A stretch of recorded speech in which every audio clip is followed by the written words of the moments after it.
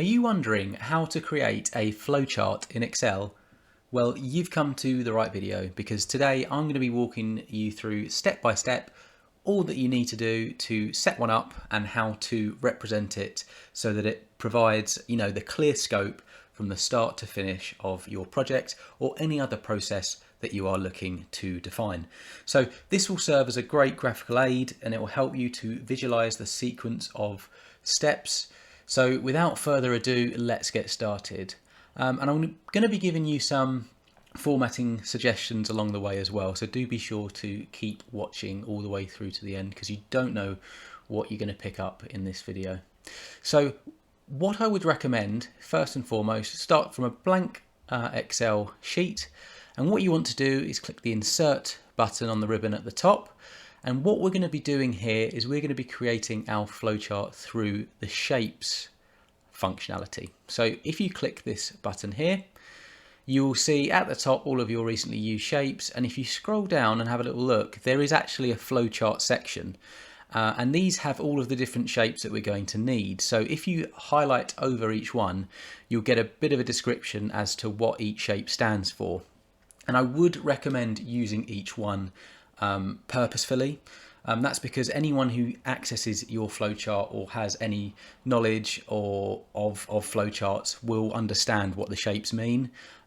So yeah, I would recommend doing that. And what I'm going to quickly do now is just build out a sample, very basic flowchart that you can replicate, you can kind of use to create your own, just get an idea of what it should really look like when it's completed. So having said that, with the flowchart shapes, I tend to start my project out with an oval.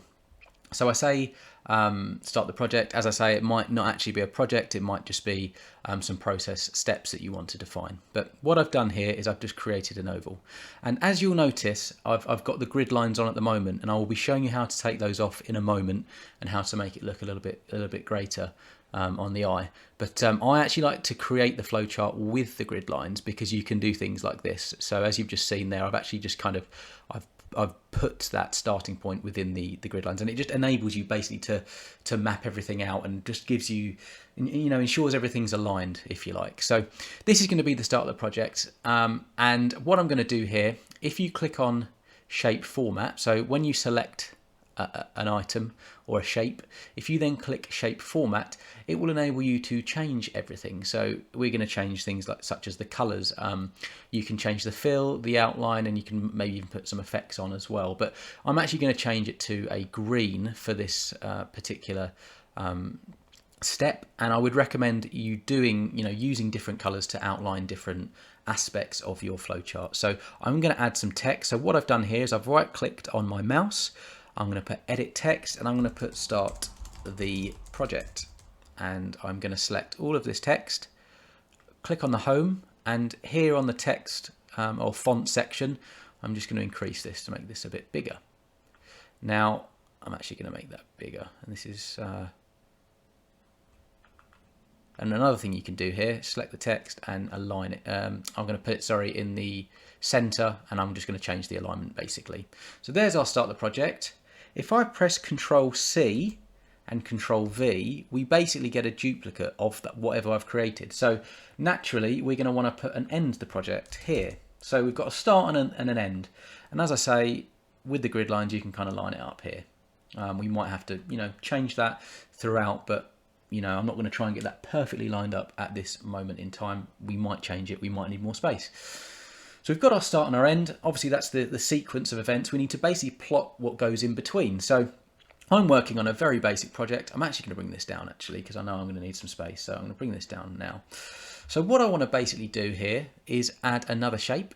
So I want to add some process steps. So I would recommend, well, as the flowchart shape description says here, it's the first one. So you want to use this here. So these are going to be some process steps in the project. I'm actually going to make that use the grid lines to keep that kind of in place and make it, visually appealing. I'm going to put a lighter blue, Control C, Control V. So when it's selected, Control C, Control V, and again, Control C, Control V. We're just copying basically. We're just creating extra versions. So back to that recommendation. If I do that here, you can see there's 3 rows quite easily, so I know that's aligned. We're going to have 4 different processes here.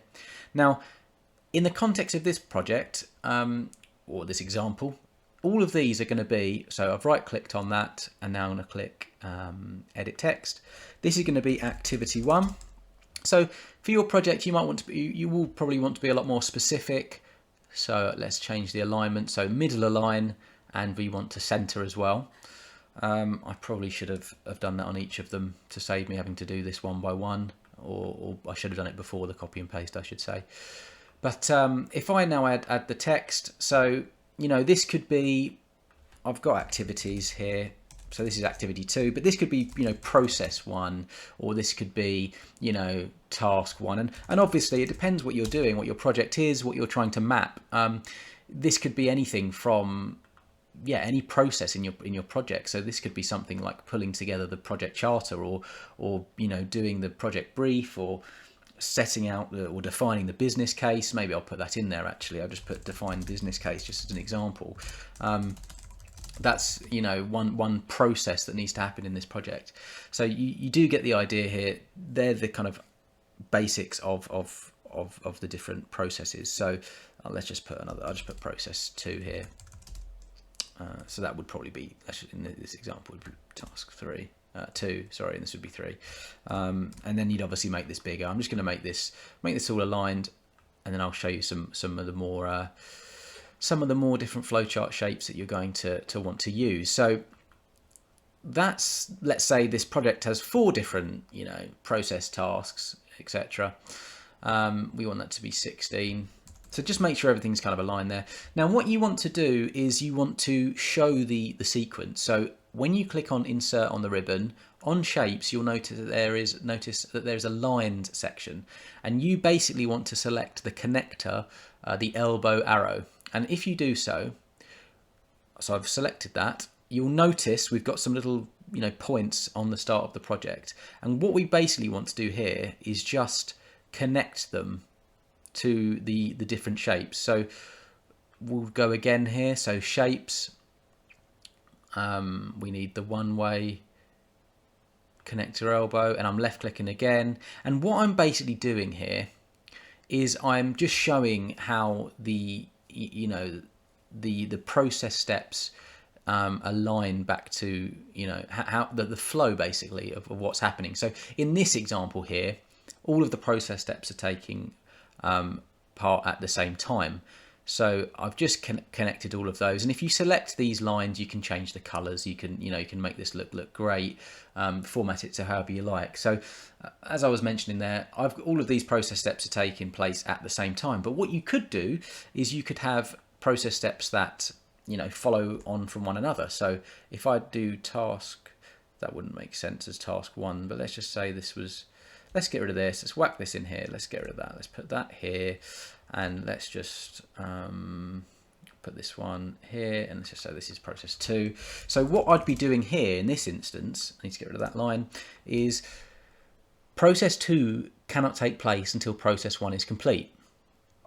So that's how this would work. So I'm just showing you got different examples of you know, how to set it up. So we'll do we'll add the connector, and just bear in mind, you know, you've got you've got double arrows here, and that would, you know, imply that there's a back and forth in the process. So, you know, you make sure that you're mapping out your process correctly. So in this instance, I just want it to be a one-way flowchart, and I'm struggling to align that. That looks, not quite sure why that's a little bit jointed, but I will leave that there for now in the interest of time. It is going to bug me though, I must admit. Right, so the next things we can look to introduce, so we've got our processes. Let's just say, you know, that's down there. Let's just put it there. It's just to give us a little bit of space. The next ones to be aware of, so always go back to shapes. The next one to be aware of is a decision. So I'm going to look for that now. The decision one, I believe, is this kind of star, if you like. I don't know, like a sideward square. But this is a decision. This is what a decision looks like, and I'm just going to enter that here. So what that would mean in the context of this flowchart, let's put this in orange. So another suggestion is I've put different colors for the different process steps. But where a decision, you know, at this stage of the project, we've had two processes, and it may very well be that at this stage we need to have a decision. Are we going to go ahead with the project? Is everything fine? Do we need to make some changes? Does the client need to know certain things? They're just some examples of what decision might be.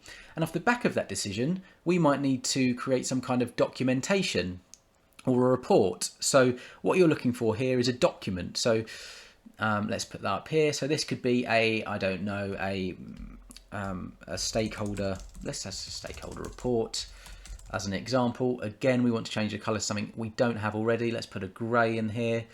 Let's do what we usually do in terms of the formatting. So, make the text nice and big and just make it, really visually appealing. And once you've got the connectors in place, it's great because you can just move it around like this and it doesn't call, it keeps everything connected and you don't have to worry about where you move it basically. So at the back of the decision, we've got a stakeholder report, and that's going to inform everyone what's going on. We've made a decision, everyone needs to know what's happening. So let's make that connected there. So we've got our stakeholder report. Maybe we don't want one individual report. Maybe we require multiple documents. Well, that would be this one here. This could be 3 different reports. We could have a stakeholder for, we could have a report, required for 3 different stakeholders. So you could use this to illustrate that you have 3 different documents, and you could enter them here. So this could be report for client, report for internal management. So let's just put that, if I can spell correctly. So, that's one way of doing it. Or you could, alternatively, there's nothing stopping you from using this one and just having, multiple. So you could do something like this. Oh, not that. Control C, Control V, and you could literally illustrate them like that. And then you could obviously put these ones in edit text. You could put them in like that as well. So you've got different options. What I'm just trying to show you here is you've got different options. Have a little play around, experiment, but just make sure, excuse me, that the elbow shapes are connected to whatever you decide to do. So let's add this one in. So we're near the end now. You'll be probably pleased to hear. Just, when you're creating your flowchart, look across these. It may be that some data is required, and this is the concept. You're basically going through the flowchart, look, hover over and see what each one kind of illustrates. These are the main ones. These are the ones I would recommend, but do have a look. You might need a manual input at some stage. That might be someone's input, or an operation. You got a connector there, which you probably could have used instead of an oval at the start. Just look through all of these and use what you think you need. So, and just, store data. That would be, like a database. I think that one's database as well. Oh, it's a magnetic disk. I don't know what that one is actually. But work through all of these different flowcharts. And then once you're finished, just make sure that you have all of your connectors going back to the end. And basically what this has done is it's just giving you it's given an easy visual representation of what's required on a project or, within a particular process from start to finish. What does it look like? What does the scope look like? It's basically a graphical aid, so just bear that in mind. Now, I did mention about the grid lines. I will quickly show you how to turn them off. If you click on View, and then you will see here we have grid lines. Make sure that's unchecked, and that will make it look like this, which is obviously much better. And it also, if you do that, then let's just move all this down, and I'm going to show you one more thing actually before we finish. What happened there? That's not connected. So I left clicked. So by the way, that wasn't connected. I left clicked and dragged it onto where it should be. That's all I did there. Let's give myself a little bit more room.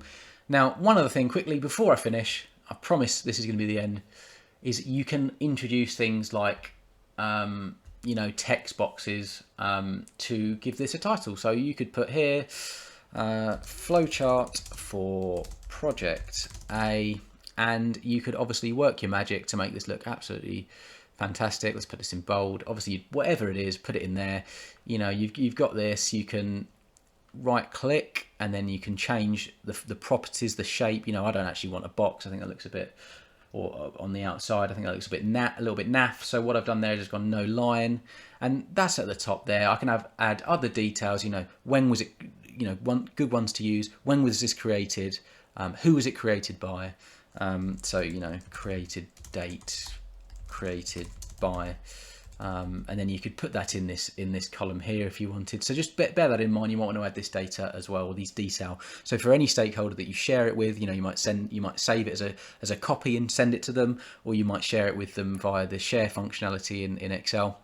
But whoever picks it up basically is going to know what you're defining, what you've included, and what it's all about. So ultimately, that is how to create a flowchart in Excel. And I hope this video was useful. If it was, please do hit the like button.